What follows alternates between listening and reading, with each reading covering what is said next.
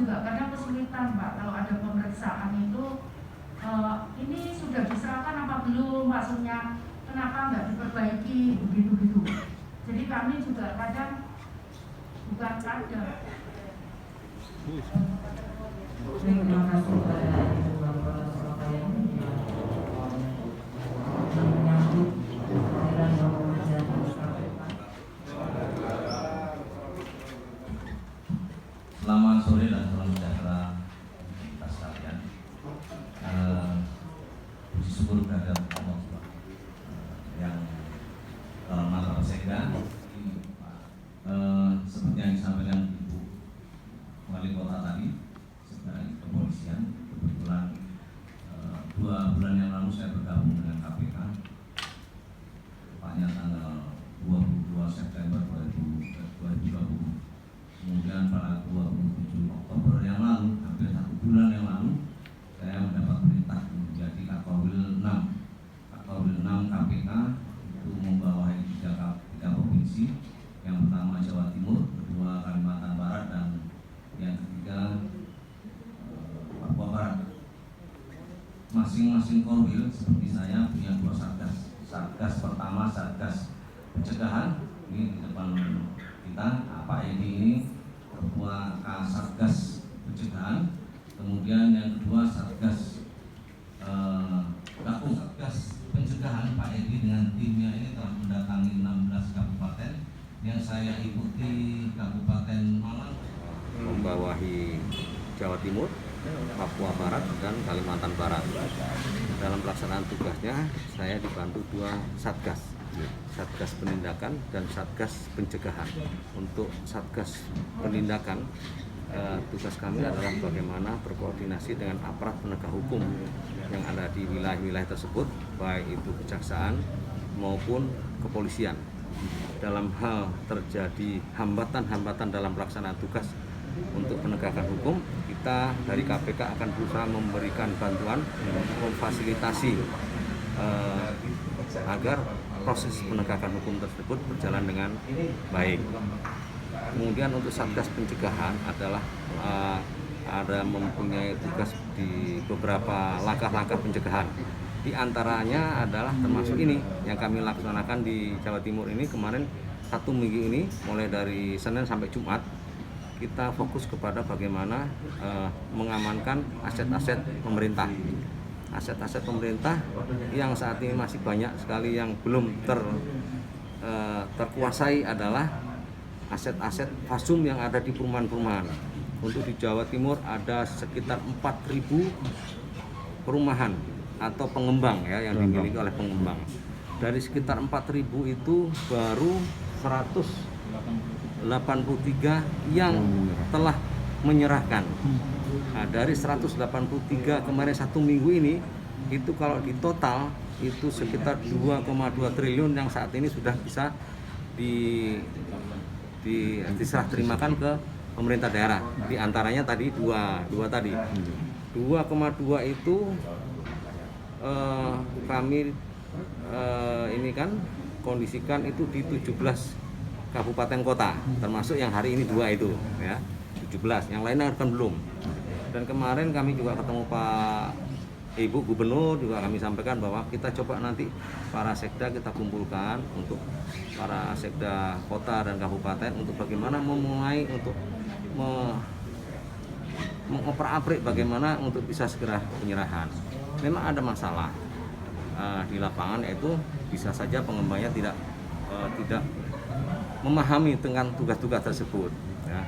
Padahal itu kewajiban dari pengembang untuk menyerahkan, dan kalau sudah diserahkan kewajiban dari pemerintah daerah untuk bagaimana memelihara. Nah itu kan kita belum ketemu terkadang kan.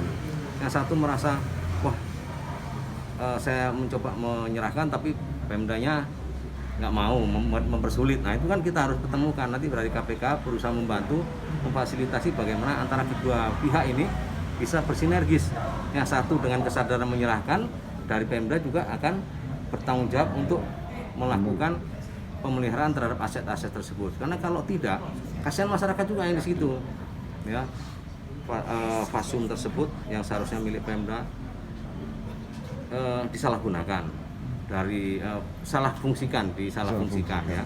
Atau yang kedua malah dijual kan gitu. Atau tidak terpelihara dengan baik. Nah, itu hal-hal yang bisa merugikan masyarakat. Makanya kami dari KPK mencoba memfasilitasi untuk bagaimana dari pihak pengembang dengan pihak Pemda ini bisa bersinergis sehingga itu semua bisa berjalan dengan baik. Saya rasa itu ya.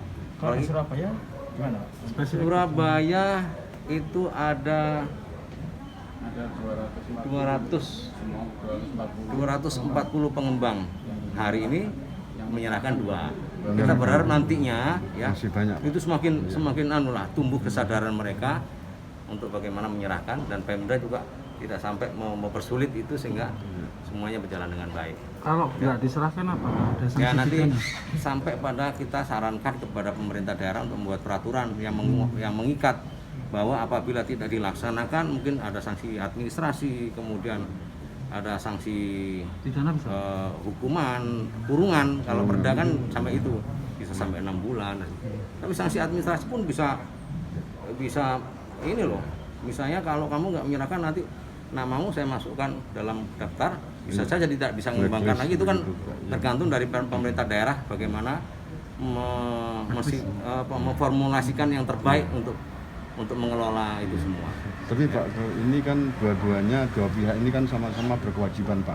Iya. Yang satu berkewajiban menyerahkan rasum, Ya. yang di pihak lain berkewajiban memelihara Ya. dan memelihara. Ya. Lalu pengawasnya siapa Pak? Apakah dari provinsi atau langsung dari KPK? Biasanya kita kalau nggak langsung ke kita ya. Siap. Pemerintah daerah kan ada inspektorat, dia kan Iya. bisa melakukan pengawasan terhadap itu semua. Atau mungkin dari keluhan masyarakat juga akan, itu kan menjadi ini ya, mata dan telinga dari para kepala daerah. Oh ini kok nggak dijalankan, bisa menyampaikan keluhannya kepada pemerintah setempat sehingga yang semula tidak diperhatikan jadi diperhatikan.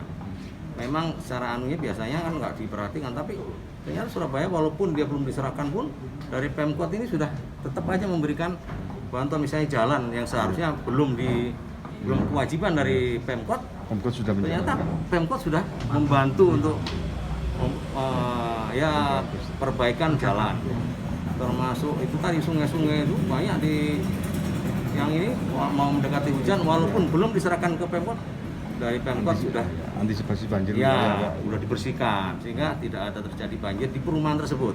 Nah itu banyak lah. Nggak Masalah mesti Pak? Administrasi keuangannya nggak masalah kan seperti itu Pak? administrasi keuangan nanti kan diatur di peraturan daerah apa-apa yang harus kewajiban-kewajiban dari pengembang, itu nanti detail itu kan akan ada di peraturan tersebut. Pasungnya kan belum diserahkan, tapi kan Pemkot sudah mengeluarkan anggaran untuk pembenahan. Betul, memang itu tadi harusnya kalau diserahkan harusnya berkewajiban. Tapi pemikiran dari Bu Wali Kota tadi, tapi mereka kan orang masyarakat situ kan setelah membayar pajak-pajak juga, kan kita punya kewajiban moral untuk bagaimana memberikan jaminan kepada warga yang ada di situ. Itu hal yang baik ya, hal yang baik walaupun belum kewajiban, tapi tetap sebagai kepala daerah dia masih beliau masih memberikan perhatian itu. Terutama di perumahan-perumahan tempat saya itu banyak yang gitu yang belum diserahkan, tapi beliau pun masih lampu-lampu di tempat saya udah diganti. Berarti wali kotanya yang bagus ini. Ya bagus lah. Siap-siap.